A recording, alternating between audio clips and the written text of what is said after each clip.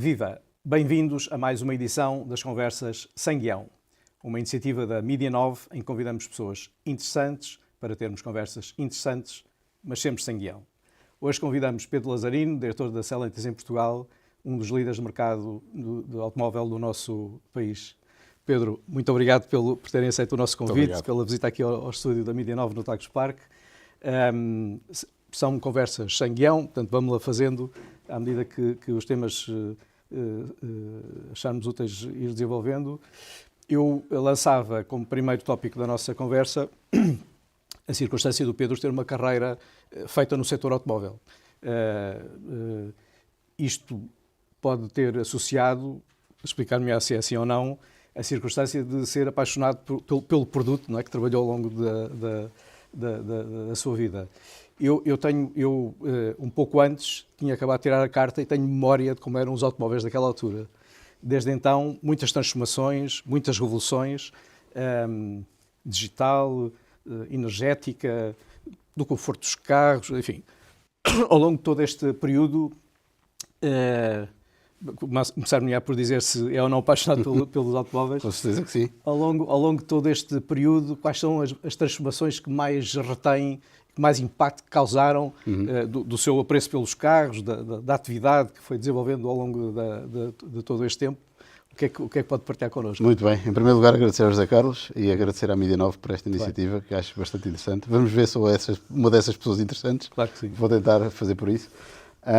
Em primeiro lugar, agradecer-lhe o convite e dizer que, de facto, sou um apaixonado por automóveis. Eu sou economista de formação. No final do meu curso de Economia, quando todas as consultoras andavam ali à volta da Universidade Nova à procura de pessoas que pudessem começar a carreira por aí, eu tomei uma decisão que o que queria fazer na vida era efetivamente trabalhar com automóveis. Mandei currículos espontâneos nessa altura, em 1998, portanto há 28 anos atrás, e tive a sorte de ser chamado para um estágio na Opel, onde comecei a minha carreira profissional, e também tive a sorte da Opel ao longo destes anos ter tido várias transformações e, portanto, eu nunca mudei de empresa, mas a empresa foi mudando. Portanto, eu passei do grupo General Motors para o grupo PSA. Muito bem. A PSA veio a constituir o grupo Stellantis com a fusão com as marcas do grupo ex-FCA e, portanto, tenho a sorte hoje de trabalhar com uma panóplia de marcas que fazem parte do grupo Stellantis e, portanto, a empresa foi rodando à minha volta e sinto-me realmente afortunado por isso. É um momento de 28 anos de uma transformação enorme, mas eu costumo dizer muitas vezes que há muitas coisas que nunca mudaram. O automóvel ainda é um elemento de paixão, é o segundo investimento maior que as pessoas fazem ao longo da sua vida e, portanto, tem uma importância muito relevante. Independentemente de mais tecnologia, mais conectividade, mais eletrificação, menos eletrificação, ainda é um bem que as pessoas valorizam e eu acho que nós passámos por uma coisa há uns anos atrás que nunca pensámos passar, que foi uma pandemia, onde sentimos que o transporte próprio e ter uma mobilidade era um fator de segurança, era um fator de liberdade e, portanto, eu acho que o automóvel sai mais valorizado ao fim destes anos todos.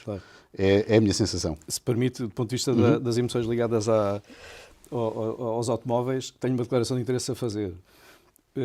O meu primeiro carro tinha a mesma idade que eu quando comecei a conduzir, portanto tínhamos os dois 19 anos, mas o meu primeiro carro novo foi um Peugeot 205, portanto o meu primeiro amor, também eu gosto muito de automóveis, mas o meu primeiro amor que não foi depois nunca ultrapassado por nenhum outro, é uma marca, portanto, do vosso universo, portanto faço já o disclosure. Fico muito satisfeito. E convido a ver vários Peugeot 205 que estão à venda no mercado, pode ser revivalista comprar um 205 GTI dessa altura. Muito bem. Sim, senhora. E relativamente às várias transformações que o produto foi conhecendo, alguma mais marcante do que outra por alguma razão? Claramente. Vamos ver, o que estamos a viver agora, este processo de transição energética, é o mais marcante. Certo. O automóvel, tal e qual como conhecemos nos últimos 120 anos, foi igual, tinha um motor a combustão e isso foi algo que foi muito alterado por razões regulamentares, muito recentemente, e portanto eu, no meu processo evolutivo de carreira, tive 10 anos na Alemanha, estive a trabalhar em desenvolvimento de produto, trabalhei num produto de combustão, trabalhei nos primeiros produtos plug-in e percebo que o automóvel está a ter uma transformação muito grande que estamos a vivê-la agora por razões regulamentares e, portanto, eu acho que o que estamos a viver nos últimos 4 ou 5 anos é um processo de transformação do setor muito maior do que os últimos 90. Certo. E eu acho que as próximas gerações que vierem a seguir a nós não vão dizer isso porque, efetivamente, esta transformação que estamos agora a viver vai marcar o setor durante as próximas décadas. Muito bem. esta evolução para a eletrificação, que de vez em quando tem, não sei se a título experimental ou para levar mais a sério a concorrência de outros modos de conferir energia aos automóveis. Na perspectiva da Stellantis, é o futuro quer dizer, estamos numa fase das nossas vidas em que não é muito prudente fazer estimativas a muito longo prazo, mas, digamos, na próxima década, na perspectiva da Stellantis, a eletrificação vai ser o caminho que vai ocupar espaço na evolução que se perspectiva? A Stellantis teve sempre uma postura de vanguarda e, ao mesmo tempo, uma postura de cautela. E eu vou explicar porquê. Porque, em boa hora, investimos em plataformas multi-energia que nos permitiram ter sempre a flexibilidade de fazer mais carros de combustão, mais carros plug-in ou mais carros elétricos na mesma plataforma, na mesma linha de produção, e isso deu-nos uma flexibilidade de ser uma companhia all-weather, estar preparada para qualquer que fosse a evolução. Há uns anos atrás, eu diria que o caminho era hoje o caminho é múltiplo. Certo. E porque, efetivamente, o que estamos aqui a viver em termos de eletrificação na Europa é um caso único. É um caso único. A Europa, por decreto, obrigou todos os construtores a produzirem 100% dos seus carros elétricos até 2035. Certo. E, portanto, nós estamos condicionados por uma tecnologia que foi uma escolha política. Certo. O resto do mundo não é assim. Portanto, a África, e o José Carlos vai muitas vezes à África, sabe que a eletrificação é um sonho do alien, não é? Da mesma forma que os Estados Unidos, desde que tem a administração Trump, houve um recuo completo na eletrificação do parque automóvel. E, portanto, eu receio que o caminho da Europa que está a tomar é um caminho um bocadinho único, como se o mundo não fosse o mesmo e a poluição não fosse a mesma. E dentro da própria Europa continua a haver metas de CO2 que são diferentes para veículos passageiros e diferentes para veículos comerciais, como se no fundo não poluíssemos todos o mesmo ar. E portanto, diria que o caminho que a Europa está a seguir é único e portanto vamos ter uma transformação muito específica no setor automóvel na Europa. Felizmente essa escolha da Stellantis para as plataformas de multi-energia tem provado que tem sido acertada. Nós, em Portugal, como disse há pouco, temos tido uma posição bastante relevante no mercado. Somos líderes de mercado com mais de um quarto do mercado automóvel e com 45% do mercado de veículos comerciais. E entendemos que esta flexibilidade que temos, quer ao nível industrial, quer ao nível da comercialização das diferentes tipologias de produto em termos energéticos, tem facilitado muito a dar a resposta àquilo que os nossos clientes pretendem. Muito bem. Este tema da energia, seguramente muito marcante, mas há um outro aspecto que eu também, fazendo memória, não é, do tempo em que comecei a conduzir automóveis, se naquela época me dissessem algo que hoje é tão trivial como poder escrever ou poder dizer uma morada e haver um dispositivo que hoje achamos muito simples, mas naquela época era completamente ficção científica, que me levaria através de um mapa ao sítio onde eu tinha escolhido, é uma coisa absolutamente fantástica. Eu continuo a achar uma coisa completamente fantástica. Quando faço este comentário ao pé dos meus filhos, eles obviamente... Já acham trivial. Esta parte da digitalização, não só ao nível do conforto e das funcionalidades de quem utiliza a viatura, mas do ponto de vista até do negócio, presumo que também tenham trazido alterações muito significativas. Não é? Portanto, claro há certas features que provavelmente afetará o pós-venda, porque em vez de irmos a um sítio físico para instalar lá mais uma potência, faz um download, não é? Sem dúvida. E o carro fará algumas alterações. A conectividade, obviamente, veio trazer uma completa nova forma de interagir com o cliente. Hoje é possível fazer várias atualizações over the air, com a permissão do cliente, obviamente. Claro. É possível, num futuro muito próximo, fazer muita manutenção preventiva.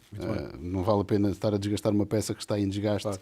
E por isso temos insistido muito, e todos os nossos carros oferecemos uma conectividade completamente gratuita durante os primeiros tempos de comercialização, porque efetivamente queremos que os clientes percebam todas as mais-valias dessa mesma conectividade.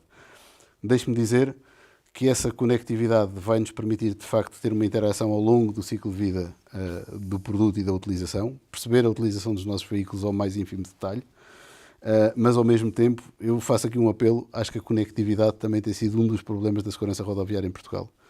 As pessoas, e nós fazemos todos os possíveis e impossíveis para ter Apple CarPlay, Android Auto, standard em todos os nossos veículos, para que haja uma projeção dos telefones, mas as pessoas perdem efetivamente muito tempo a olhar para os ecrãs, Certo. seja do telemóvel, seja do carro, Claro. e portanto eu acho que também vai haver aqui uma evolução no setor automóvel que vai passar por voltarmos um bocadinho atrás e ter um bocadinho mais botões, hard buttons, para que as pessoas tenham acesso, e nós temos em alguns produtos das nossas marcas, voltamos um bocadinho atrás para que as pessoas tenham acesso às funções principais, porque é muito convidativa a distração enquanto conduzimos. E acho que hoje temos que fazer uma reflexão de facto onde é que queremos ir em termos de conectividade, e acho que as marcas estão a dar os passos certos para que este balanço seja atingido. Fomos a um extremo. Quando hoje há carros no mercado em que para pôr as mudanças é preciso tocar num ecrã, acho que fomos um bocadinho além. Claro que sim, claro que sim. Tudo isto, em última análise, também em prol da segurança, não é, com que circulamos, nossa, dos outros com que partilhamos a via, faz muito sentido. O grupo Stellantis, portanto, teve uma evolução, que o Pedro já falava há pouco, também da sua própria experiência pessoal de ter evoluído dentro de organizações. O setor automóvel, com todas estas transformações que foram acontecendo, praticamente todos os grupos também tiveram as suas metamorfoses. O grupo Stellantis, até pela circunstância de termos tido recentemente um líder que era português, portanto tinha uma visibilidade acrescida em Portugal. O que é que o Pedro nos pode dizer sobre o grupo a nível internacional, nomeadamente sobre alguma estabilidade que já tenha atingido? E com essa estabilidade, portanto, também olhando do ponto de vista estratégico para os próximos anos, quais são as grandes prioridades e, no fundo, como é que o grupo Stellantis está a ver o tema da mobilidade e o automóvel como uma parte seguramente central de todo este processo de mobilidade das pessoas e dos bens? Eu começaria por dizer que a Stellantis é um grupo de marcas. A Stellantis em si não comercializa produtos, comercializa uma série de marcas. E essas marcas, o principal objetivo é cobrir o máximo de mercado possível em termos de setor automóvel. E nós temos hoje marcas de entrada de gama, como sejam uma Fiat ou uma Citroën, que cobrem de facto um espectro de entrada a nível de gama. Temos uma Opel que se posiciona um pouco entre aquilo que é a entrada de gama e marcas um bocadinho mais upper, como o caso da Peugeot ou o caso da Jeep. E depois temos as marcas premium, DS e Alfa Romeo. E obviamente depois temos a marca de luxo que é a Maserati. Sim. Portanto, com isto tentamos cobrir um espectro de todo o mercado automóvel com as vantagens da partilha daquilo que não é visível ao cliente. Ou seja, nós queremos garantir a diferenciação e o DNA de cada marca, mas por detrás disso estão uma série de plataformas que são utilizadas em escala muito significativa, porque este caminho que fomos forçados a fazer de eletrificação, ou temos escala, ou então as marcas individualmente não iam poder existir. E, portanto, eu congratulo muito pela decisão que foi tomada da fusão destes dois grupos, porque acho que só assim a Stellantis tem uma escala na Europa, já para não falar do resto do mundo, que lhe permita ter toda esta diferenciação e complexidade de marcas com o seu próprio DNA, mas com custos controlados, que só assim é possível estar competitivo no mercado. Claro, muito bem. O Pedro há pouco também referia da vossa posição muito privilegiada do ponto de vista de cota de mercado em Portugal, e que nos veículos comerciais até tem uma cota de mercado superior. O que é que caracterizaria como aspectos muito fortes do ponto de vista competitivo para além do produto propriamente dito, que será seguramente uma parte essencial, portanto, da vossa performance comercial? O que é que o grupo Stellantis, cada uma das suas marcas, tem do ponto de vista competitivo para justificar esta presença no mercado e este sucesso em termos das vendas? Muito bem, falou há pouco e bem da presença do nosso antigo CEO, IG Carlos Tavares, que realmente deu uma projeção ainda adicional ao país Portugal dentro do universo de Stellantis. Mas há aqui um fator industrial que eu gostava também de chamar a atenção, porque de facto eu acho que é uma das mais-valias do grupo em Portugal. Nós produzimos em Portugal. Mangualde é uma fábrica de referência no universo de Stellantis. Mangualde produz as nossas 4 marcas de veículos comerciais, portanto a Peugeot, Citroën, Opel e Fiat. E daí de Mangualde saem um dos produtos, o segmento C, van, que é um dos segmentos mais importantes no mercado. Cerca de 70% do mercado é dessa tipologia de produtos, portanto comerciais de pequena dimensão, que representam efetivamente mais de 2/3 do mercado em Portugal. E nós, efetivamente, aí temos uma presença muito forte. Mangualde é uma fábrica de aposta do grupo Stellantis. Foi das primeiras fábricas a ter produção de carros 100% elétricos, de comerciais 100% elétricos, e, portanto, como compreenderá, 100% elétricos significa ter uma presença no mundo atual e no mundo futuro. E nós, eu tenho que estar muito grato por isto, sentimos em negociações, principalmente em clientes de larga escala, que o comprar nacional é algo valorizado. Claro, é algo valorizado, cada vez mais na nossa economia é valorizado, e fico grato por isso. E, portanto, aí temos tido realmente um produto não só competitivo, como o facto de produzirmos em Portugal, evitamos determinados custos de transporte, temos mais proximidade em termos de entrega do produto ao cliente final, porque normalmente sabemos que as compras de veículos comerciais são compras de necessidade e, portanto, são precisas para ontem, Claro. E temos esta capacidade de entregas mais rápidas e, portanto, a Fábrica Mangual tem sido um patamar essencial para esta resposta ao cliente, atempadamente e a custos bem competitivos. Eu referia essa preferência pelo nacional, também a título de disclosure, numa vida passada, estávamos a fazer a aquisição de uma carrinha comercial e acabámos de comprar uma Opel. Muito bem. Na comparação que estávamos a fazer não era muito claro, enfim, as vantagens competitivas, mas na ausência de outras coisas mais afirmativas, quisemos dar um contributo, não é, para a indústria que estava a ser realizada aqui em Portugal. Ótimo.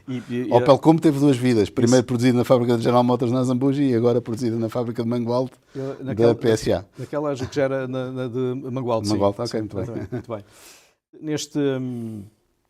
Neste contexto, nesta evolução, do ponto de vista dos clientes, portanto, estivemos a falar da evolução que foi feita ao nível do produto, da tecnologia, da energia, etc. Do ponto de vista do cliente, como é que a evolução, do ponto de vista das expectativas, como é que a evolução aconteceu? Acompanhou no essencial aquilo que a indústria foi proporcionando do ponto de vista da oferta, ou a indústria também teve alguma capacidade de ler tendências, necessidades e introduzir essas funcionalidades nos produtos que foi disponibilizando no mercado? Claro que sim. E aqui vou fazer particular enfoque no que é o mercado português. Muito bem. O mercado português é um mercado muito sui generis. Eu tive muitos anos lá fora, tive 10 anos na Alemanha, como disse, 4 anos em Espanha, e chego 14 anos depois aqui e deparo-me com um mercado que ainda extremou mais aquilo que eu já sentia antes de ter imigrado. Muito bem. Que é um mercado que está muito centrado naquilo que é o carro de serviço. Sim. Em Portugal, 70% do mercado é constituído por frotas, muito uma componente de carro de serviço, e, portanto, o carro é um bem essencial.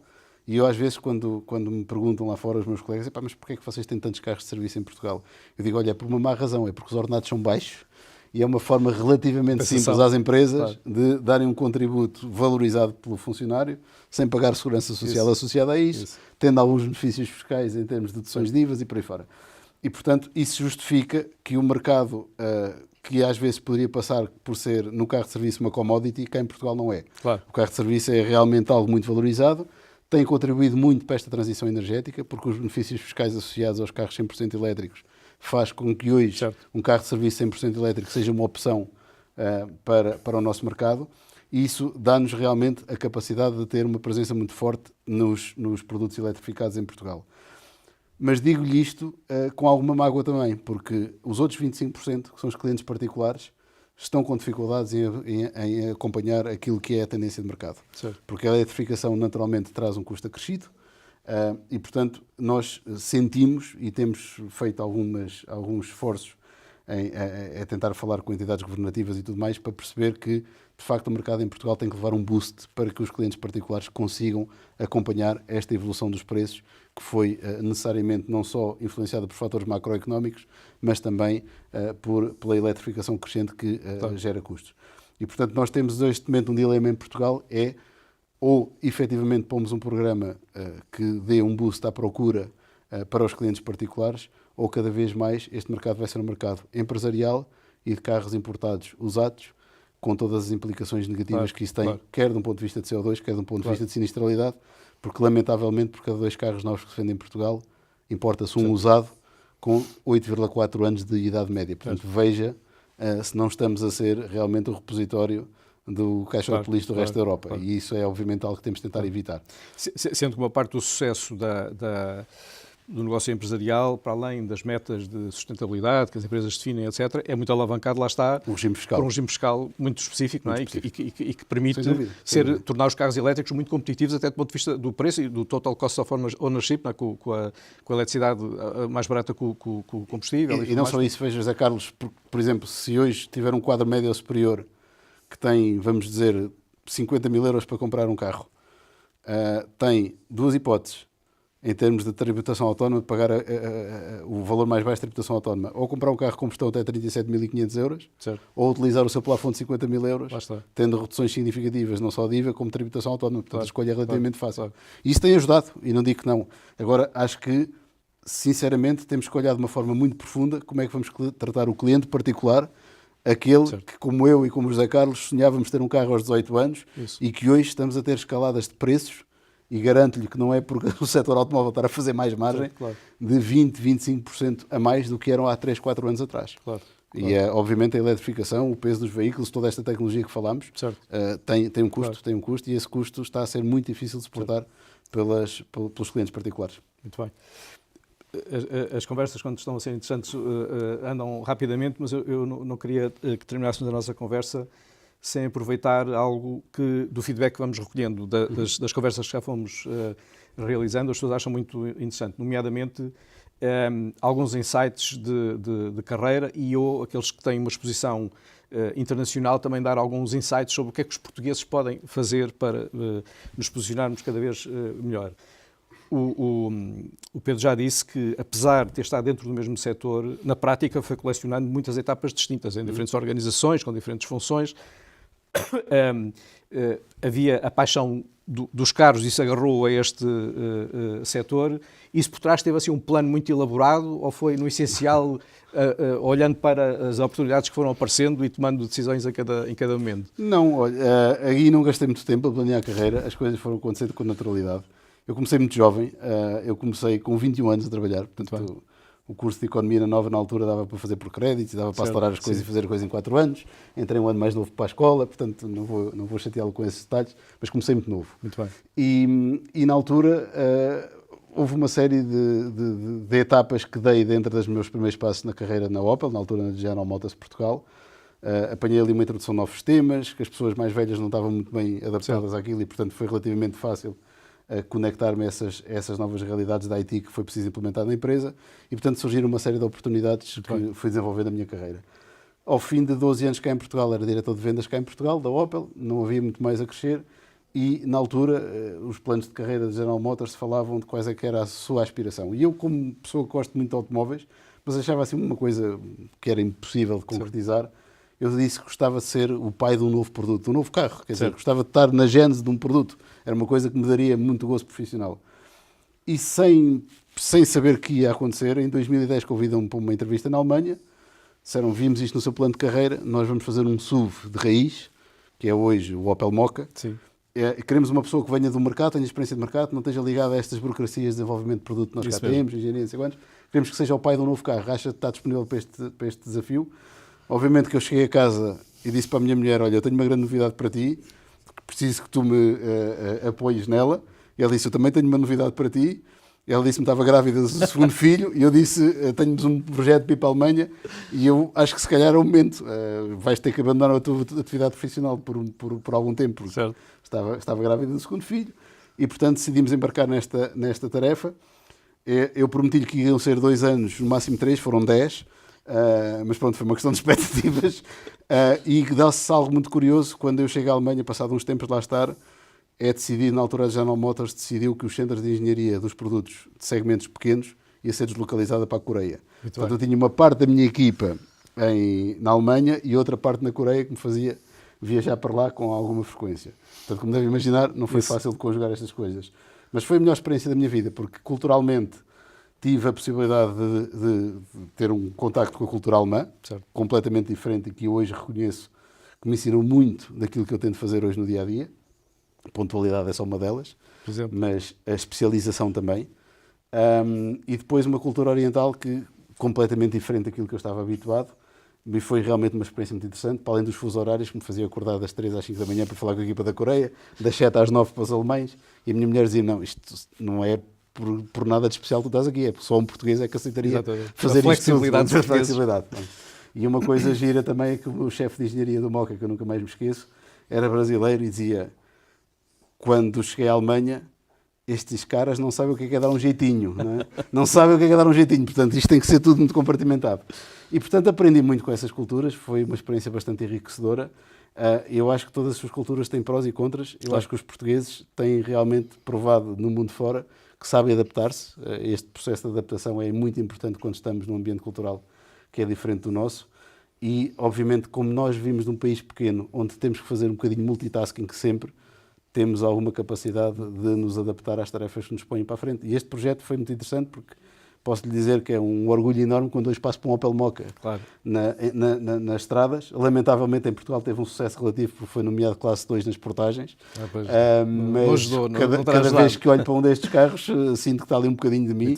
A minha mulher dizia que era o nosso terceiro filho, era o Opel Mokka. Portanto, foi realmente uma tarefa bastante interessante e hoje recordo com saudade.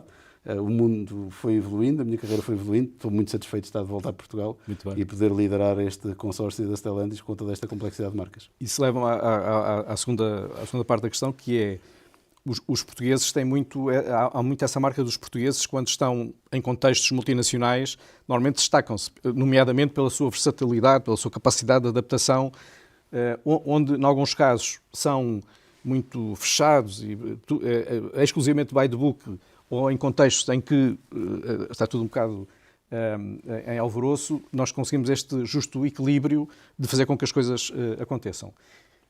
Quando olhamos aqui para Portugal, há muitas queixas de que nem sempre temos, enquanto sociedade, nem sempre temos essa performance. O que é que o Pedro, com a sua experiência, quer daqueles que são mais lineares, e a cultura asiática também tem outras características, o que é que valia a pena nós, enquanto portugueses, aqui em Portugal, darmos um pouco mais de atenção para sermos ainda melhores? Também já lá vai o tempo em que nós, enquanto sociedade, nos sentimos uns coitadinhos. Hoje acho já um orgulho no país, por muitas boas razões, mas nesta lógica de querer haver espaço para continuar sempre a aprender, continuar sempre a fazer melhor, o que é que o Pedro sugeria que nós dessemos atenção para conseguirmos continuar a fazer esse caminho de crescimento, de melhoria enquanto sociedade? Vou dar apenas 2 exemplos, que são 2 exemplos que eu tento implementar no meu dia-a-dia, na minha organização. O primeiro é os timings, os horários, bem, claro. o estar a tempo. Eu digo muitas vezes, quando faço uma reunião com o meu staff direto, que somos 10, 12 pessoas, se nós começarmos 5 minutos atrasados, vezes 12 pessoas, são 60 minutos que se perderam na organização. E acho que não nos podemos dar ao luxo de ter esse tipo. E acho que toda a gente já percebeu que comigo os timings são para cumprir. Muito bem. Mas o cumprir um timing não é um timing de início. Se nós tivermos uma reunião marcada de 30 minutos e chegou aos 30 minutos e ainda não falámos do que tínhamos para falar, não vale a pena continuar aquela reunião, porque algum dos que ali está vai ter outro compromisso a seguir e, portanto, temos que fazer noutra altura se não conseguimos chegar. Eu acho que isto é fundamental, porque eu acho que se as organizações se habituarem a esta cultura, não vão estranhar, nem vai ser um problema, porque toda a gente já sabe o que é que conta. É o padrão. E outra coisa que também tento insistir, mas também nos cabe a nós dar o exemplo, é que se uma coisa tem um prazo para depois da manhã, não vale a pena fazê-la amanhã se tivermos possibilidade de fazer hoje. Claro. E, portanto, às vezes não dá e precisamos mesmo de queimar os prazos porque estamos todos assoberbados de trabalho ou quer que seja. Ter esta cultura de, se é para depois da manhã, vamos tentar fazê-la hoje e aproveitar o tempo que nos falta para melhorar um bocadinho o que temos que dar como output, eu acho que é fundamental nas organizações hoje. Noto que todas as organizações estão a caminhar nesse sentido. Também em Portugal, como lhe digo, 14 anos fora, vejo uma diferença muito grande daquilo que via há 14 anos atrás. Mas isto depende das organizações, são as pessoas e não acho que seja só uma questão cultural, é uma questão do exemplo e eu tento dar esse exemplo todos os dias e espero que esse exemplo seja seguido. Vejo a ser seguido e, portanto, acho que estamos no bom caminho. Muito bem. Pedro. Muito obrigado. Muito obrigado. Obrigado, esta Carlos. Felicidades. Foi mais uma edição de Conversas Sem Guião. Muito obrigado pela vossa atenção. Vemo-nos um dia destes. Obrigado.